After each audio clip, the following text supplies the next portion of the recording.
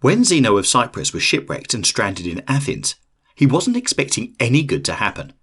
Having lost everything and with not much else to do, Zeno wandered into a bookshop and was quickly absorbed by the teachings of Socrates. After studying with the great philosophers of this time, he decided to impart his wisdom to anyone who would care to listen. Thus, the philosophy of Stoicism was born. Zeno's teachings would quickly spread and would be adopted by both slaves and kings alike. As he would later joke, "I made a prosperous voyage when I suffered a shipwreck." But that's not where the story of Stoicism ends. Centuries later, the philosophy remains as relevant, if not more so, in modern society. These Stoic practices will help bring calm to the chaos we face today. Man is disturbed not by things, but by the views he takes of them. Epictetus. Much of what happens in life is not within our control.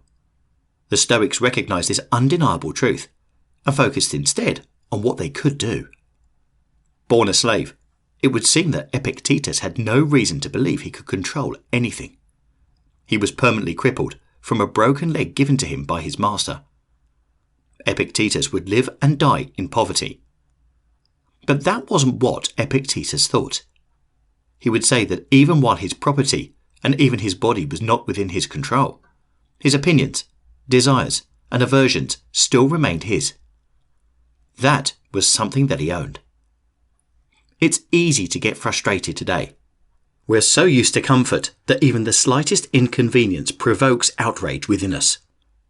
If the internet takes a second longer than it should, or if traffic stalls for a minute, the natural instinct is annoyance, if not rage. It isn't any of these breakdowns that are making us unhappy. The unhappiness stems from the emotional response that we have chosen.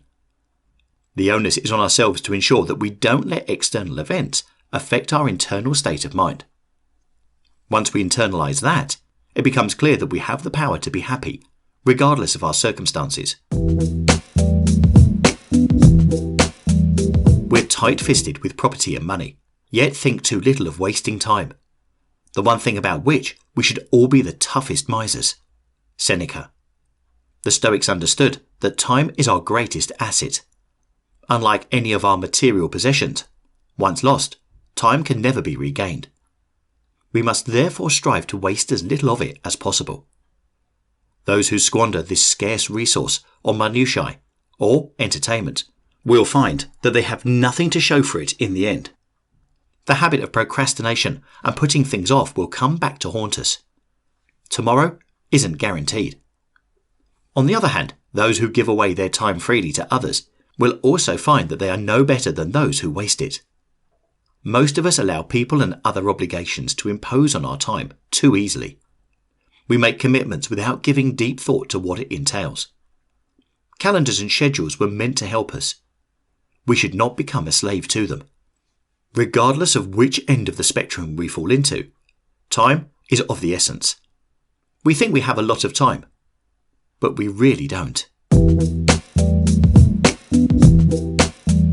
I have often wondered how it is that every man loves himself more than all the rest of men, but yet sets less value on his own opinions of himself than on the opinions of others.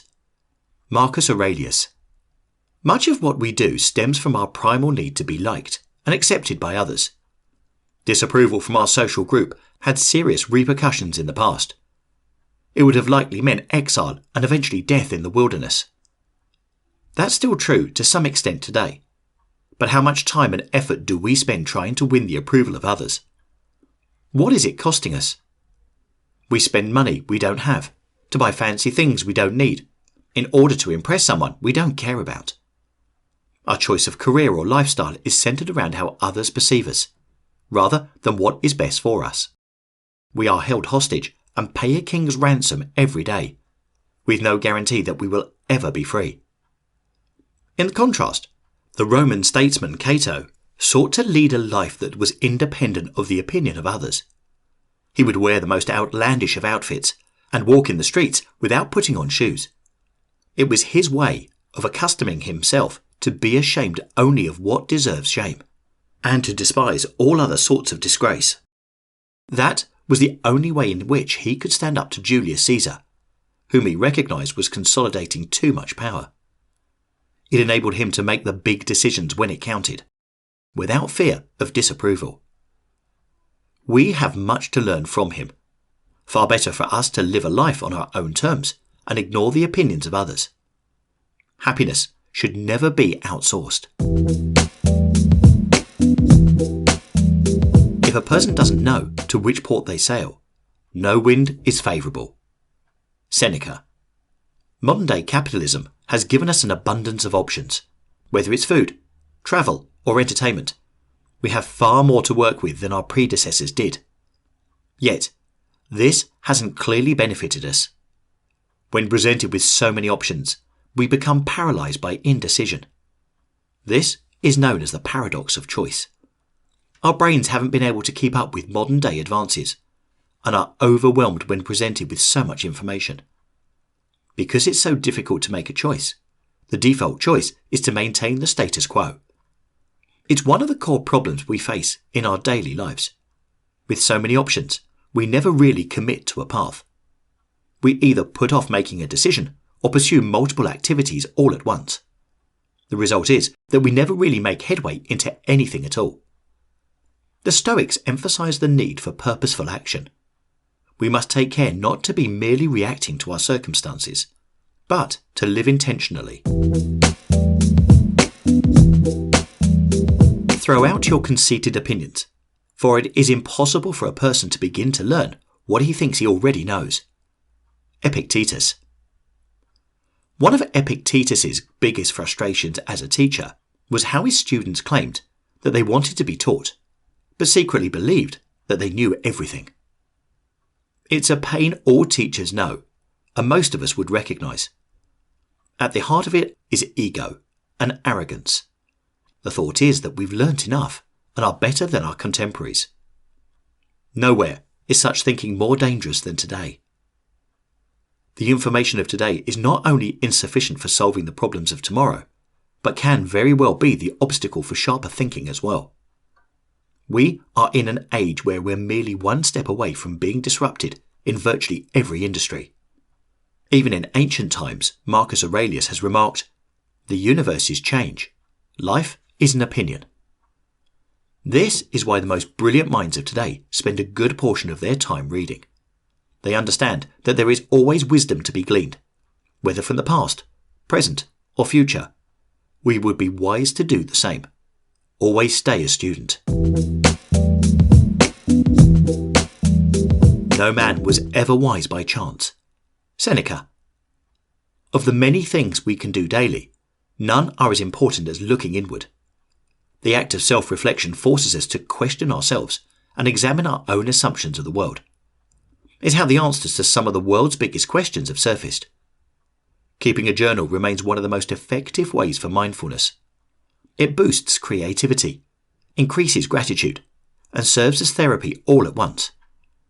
The benefits are numerous. Your thoughts and feelings become clearer in writing than in your mind. The Stoics were well aware of that. The most powerful man in the Roman Empire, Marcus Aurelius, would dutifully take the time to record his observations and feelings, whether at war or in peace. It's what we know today as meditations. While everyone from athletes to entrepreneurs benefit from Marcus Aurelius's wisdom today, it is clear that the biggest beneficiary of his writing and thinking was himself. The clarity of thought and accountability brought by his journal kept him virtuous when anyone in his position would have likely erred and become a tyrant. Take the time to journal. It's not difficult, and the rewards are immense. In doing nothing, men learn to do evil. Cato. In a profession that is often based on compromise, Cato was stubborn and steadfast in his beliefs. He was taught that there were no shades of grey. All virtues were one and the same virtue. All vices the same vice. It seems like an unreasonably high standard. It's undeniable that many feats have only been made possible through compromise. Yet it seems that the pendulum has swung too far today. We forgo our principles in the name of tolerance or for profit. Cato infuriated both his political allies and enemies for his sheer refusal to compromise. He demanded that his friends and family adopt the same stance, without leaving room for any flexibility. But adherence to this impossible standard also earned him unshakable authority. By default, he became Rome's moral arbiter of right and wrong. We can't all be like him, but there is a lesson to be learnt.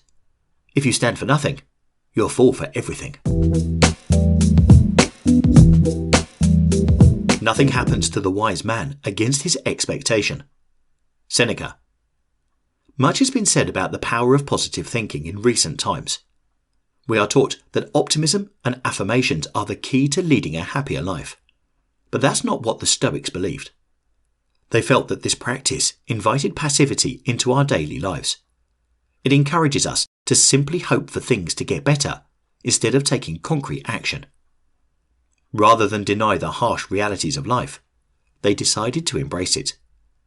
They regularly conducted an exercise known as premeditato malorium, which translates to a premeditation of evils.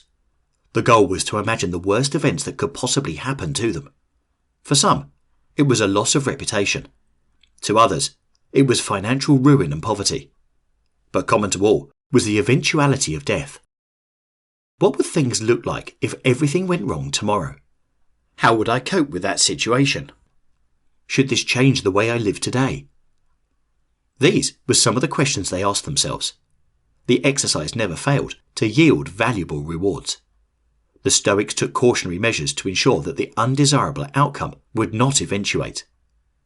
Even when it failed, they lived better, for they had contemplated how they would weather the adversity they were faced with. We should be brutally honest with ourselves and never be afraid to confront reality. That is the best way we can prepare for success and be ready for failure. Alexander the Great and his mule driver both died, and the same thing happened to both. Marcus Aurelius. In the grand scheme of things, none of what we've achieved matters. It's a sobering thought. We all experience the world like we are at the centre of reality. That creates an illusion where our importance is inflated. We see ourselves as the protagonist in our own story.